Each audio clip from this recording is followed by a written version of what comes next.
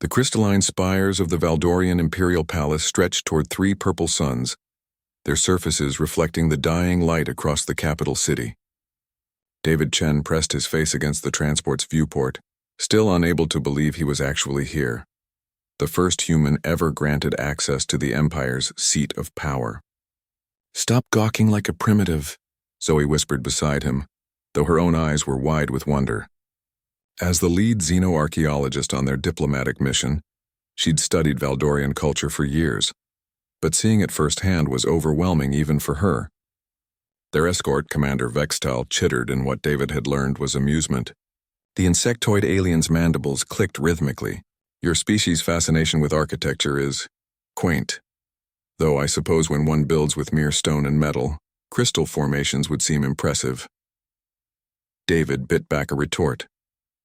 3 months into the cultural exchange program, he'd learned that Valdorians considered humans amusing pets at best, technologically backward creatures who'd somehow stumbled into faster-than-light travel. The fact that humanity had developed FTL independently, while the Valdorians had inherited their technology from a long-dead precursor race, was conveniently ignored. The palace's main hall opened before them like a cathedral of light. Hundreds of Valdorian nobles clustered in chittering groups, their carapaces gleaming with bioluminescent patterns that indicated rank and lineage. At the hall's far end, elevated on a dais of pure starfire crystal, sat the throne of dominion. Even from a distance, David felt something emanating from it.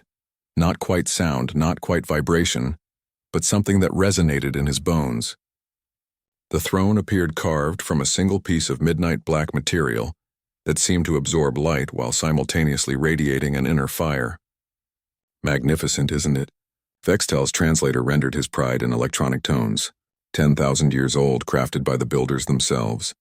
"Only one of true imperial blood can sit upon it without being rejected." Zoe leaned closer to David. "Rejected?" "The throne has a rather dramatic security system," Vextal explained with obvious pleasure. "Pretenders are typically vaporized instantly, though we haven't had an attempted usurpation in 3 centuries. As they moved through the crowd, David noticed the stares and whispers following them. Some nobles examined the humans with scientific curiosity, others with barely concealed disgust. A few younger Valdorians pointed and chittered in what was clearly mockery. "The monkey things walk upright," one translated voice carried over the crowd. "How amusing." "I heard they still use chemical propulsion for basic transportation," another added. "Absolutely barbaric." David's jaw tightened, but Zoe's hand on his arm kept him from responding. They'd both endured 3 months of such commentary during the exchange program. Emperor Zarthal materialized at the throne's base as if stepping through dimensions, which David realized he probably was. The ruler of 17 star systems was surprisingly small for a Valdorian, his carapace bearing the deep purple markings of the royal bloodline.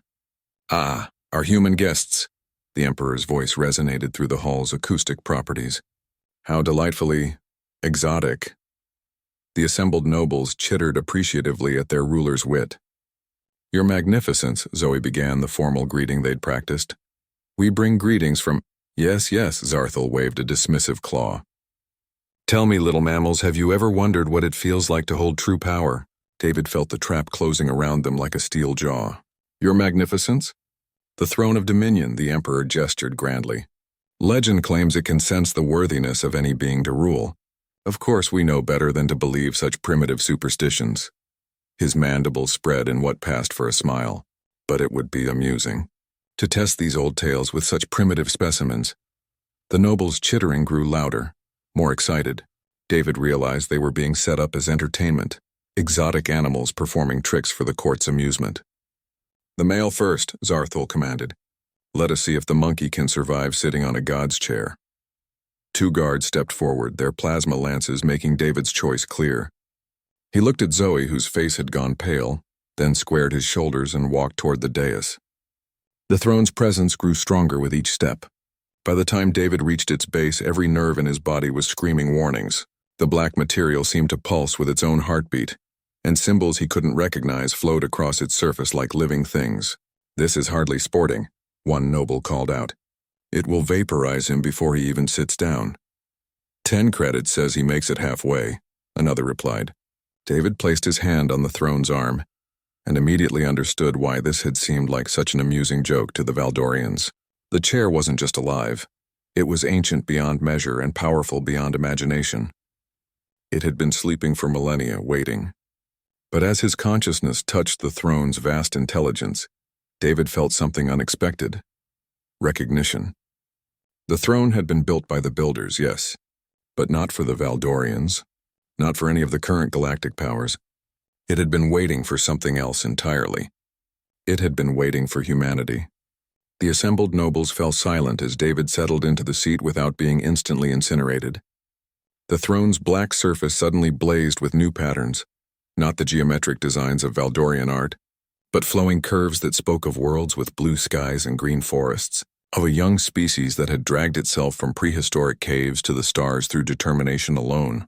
Emperor Zarthul stepped backward, his compound eyes wide with shock. Impossible. The throne. It accepts him? More than accepts, Zoe breathed, understanding flooding her xenoarchaeologist's mind as she watched the patterns spreading across the throne's surface. David, I think the builders might have been human, David finished quietly, though his voice carried through the suddenly silent hall. Or what humans could become, given enough time. The throne pulsed once, a sound like a heartbeat that resonated through every being in the hall. When the light faded, David remained seated, very much alive, while holographic displays materialized around him showing star charts spanning half the galaxy. The Valdorian Empire, it seemed, had been nothing more than caretakers, and the lease had just expired. David looked out over the stunned assembly of nobles, then at Zoe, who was grinning despite the implications of what they'd just discovered. Well, he said conversationally, this is awkward.